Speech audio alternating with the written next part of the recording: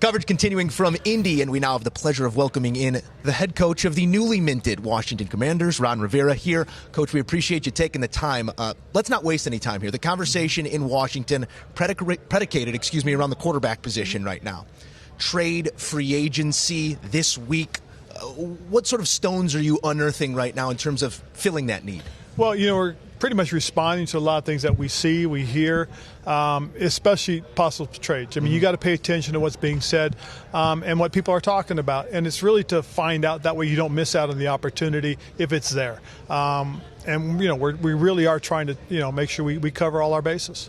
How long can this potential trade go on? Like, what do you want something in place for March 16th? Obviously, in an ideal world, you have it ready when free agency begins. But would you potentially take a trade up till draft night if need be?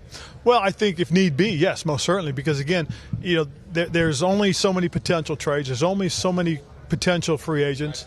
And if not by then, you are going into the draft, and that's where your next quarterback's going to come from, potentially. So, we have to listen. We have to pay attention. We've got to talk to. And so that's really our main focus as we've come here.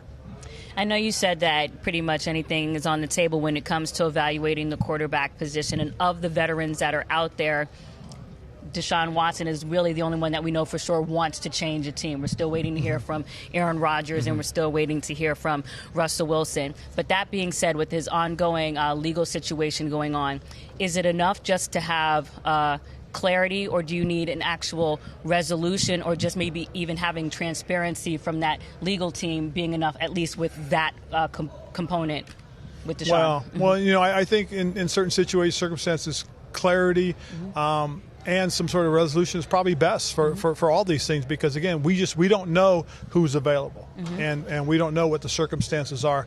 So as we go forward, having answers most certainly makes things a lot easier. Coach, a lot of work to be done here over this week. You've seen this process from just about every angle. I'd be interested to know, what's the single thing you're looking at? What's at the top of your list when you're assessing a prospect? I think the biggest thing is it's going to be about fit. But fit covers so much. Does who he is as a young man fit your organization, what you're trying to build in terms of culture? His fit in terms of, is he the type of guy that's going to fit in your locker room?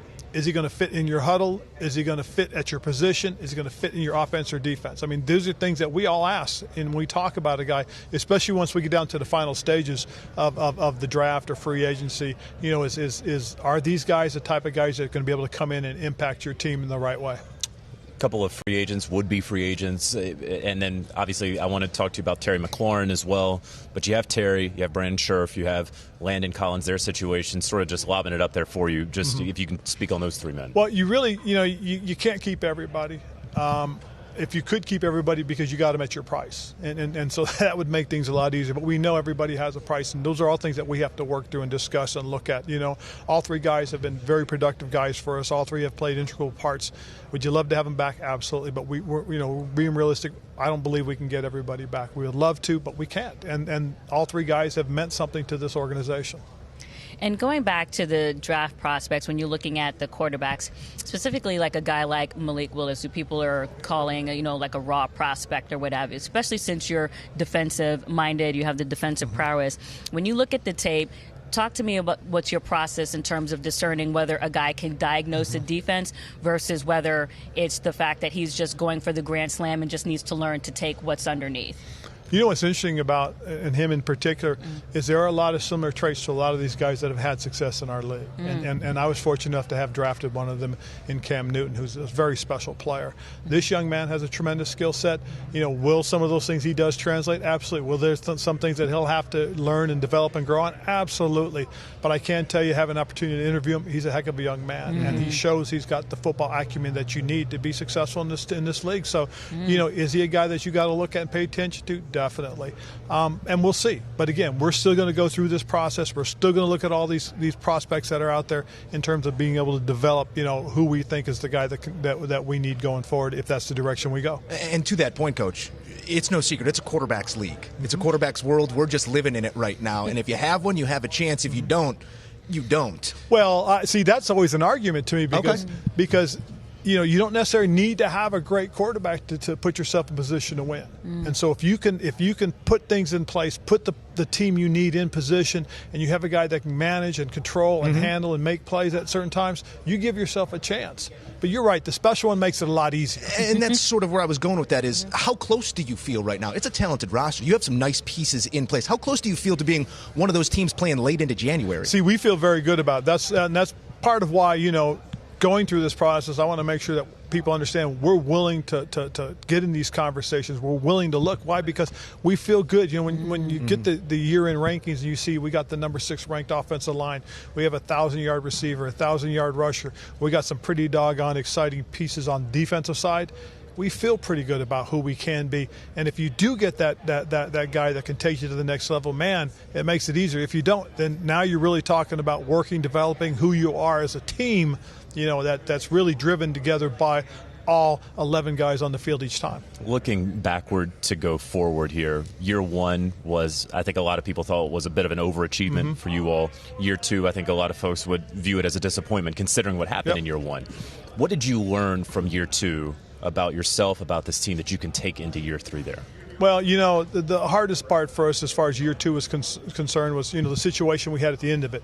But when we were in the middle of it, when things really started to come together and you saw the potential for who we are, you go on this 4-game streak where you start up by beating Tampa Bay, then you turn around, you beat Carolina, you win on Monday night against Seattle, and then you go out to Las Vegas and play well. And you really think, God, we're where we need to be. We ran the ball very well. We had a real good third down percentage of both offense and defense.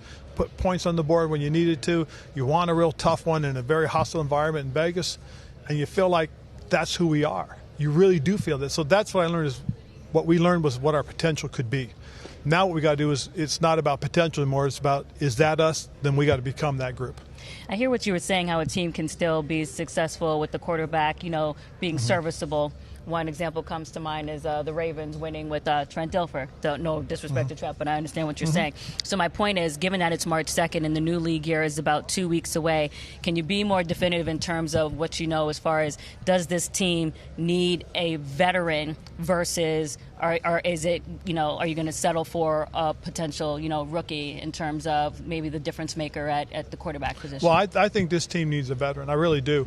But that's not going to preclude us from looking at a rookie. It's not going to preclude us from saying that, if we ended up with a veteran and all of a sudden we draft a rookie, that this rookie's not going to get an opportunity. You got to be honest about that. I mean, so as you look at that, what we decide is not going to preclude us from doing something else. This is all part of the process of putting your football team together, because you still need to have, key players in key positions, but you also have to have quality backups or guys that you're going to prepare for in terms of the future.